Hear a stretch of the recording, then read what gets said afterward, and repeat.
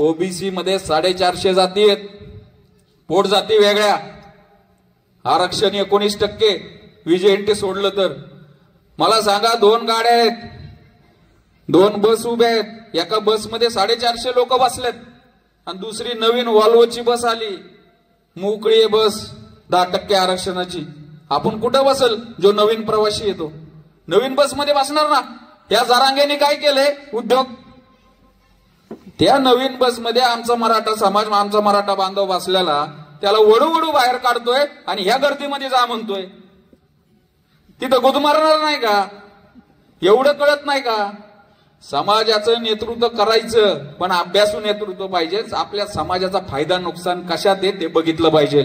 ज्यांनी ना या प्रस्थापितांनी कुणबी दाखला काढलाय ना, सगळ्यांचे अर्ज करा.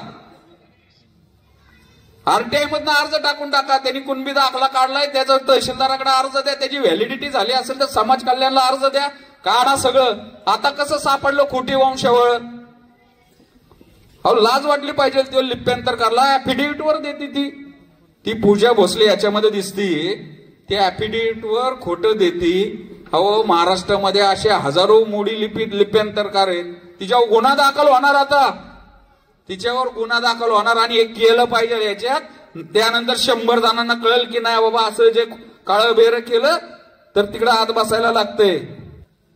या महाराष्ट्रामध्ये या 60-70 वर्षात महार वतन, रामोशी वतन, देशमुख वतन, पाटील वतन याची एक श्वेतपत्रिका काढली पाहिजे.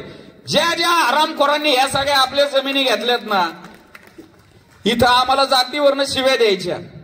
हा, आणि तुमच्या जमिनी त्याच्या, तुमच्या शिक्षण संस्था त्याच्यावर.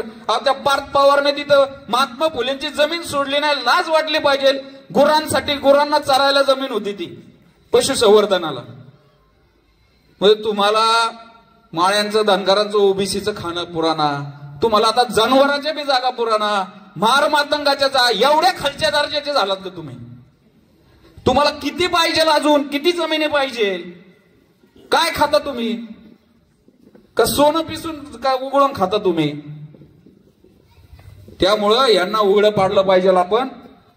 ह्या ज्या सगळ्या वतनाच्या जमिनी आहेत ना, ह्याची सगळी एक श्वेतपत्रिका काढली पाहिजे. अख्खा रिपोर्ट काढला पाहिजे की ह्या जमिनी आधी कधी कुणाच्या नावावर होते, आता कुणाच्या नावावर आहे. त्यावेळेस कळेल की यांनी नक्की हे काय उद्योग केलेले आहेत. तर बंधूंनो, आपल्याला आता ओबीसी बहुजन सत्ता संपादन आपल्याला हे सगळं चालू करावं लागेल. का आपण फक्त ओबीसीचाच कुणबी दाखला काढला ना, आमची ओबीसी जागा, एक जागा तुम्हाला आंदण दिली, अहो घ्या तुम्ही आमची जागा, पण उरलेल्या 9 जागेवर आपला पॅनेल आला पाहिजे. आमची संख्या 80% ना, आपण भेग काय एका जागेची मागायची? तर आपले पाय धरायला येतील.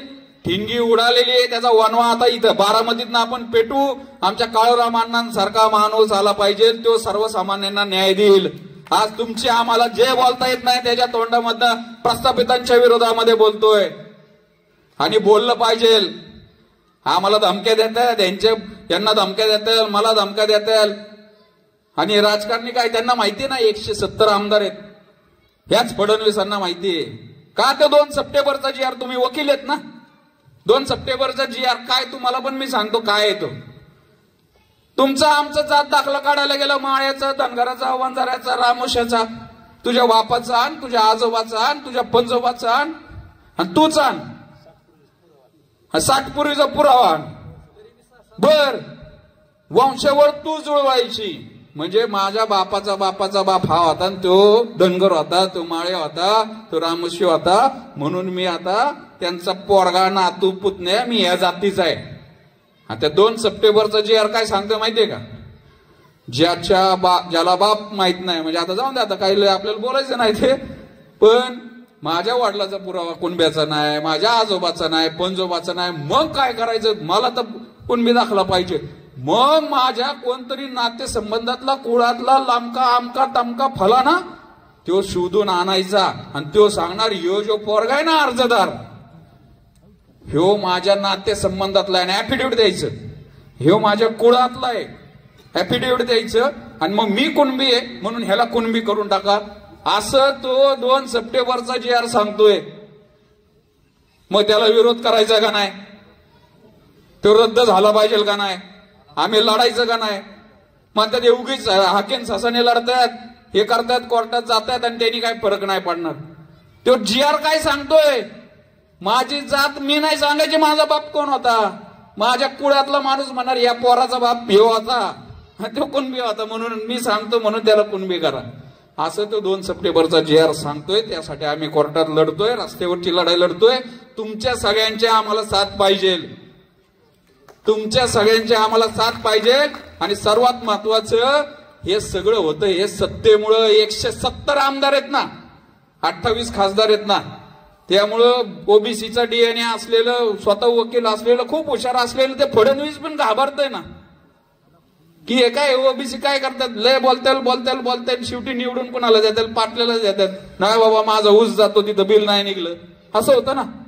माझं PDCC बँकेत या बँकेमध्ये प्रकरण आहे. त्यामुळं आम्ही लढतोय, तुमची आम्हाला साथ गरजेची आहे. आता ही लढाई आम्ही सुरू केलेली आहे आणि आता महाराष्ट्रामध्ये बदल घडणं गरजेचं आहे. आता नाही तर परत ही चळवळ कधीच उभी राहणार नाही. SC ST बांधव सगळे आपल्या बरोबर आहेत, ओबीसीनो. आणि आपली कुठल्या जातीच्या विरोधात ही लढाई नाही, आपली मराठा समाजाच्या विरोधात नाही.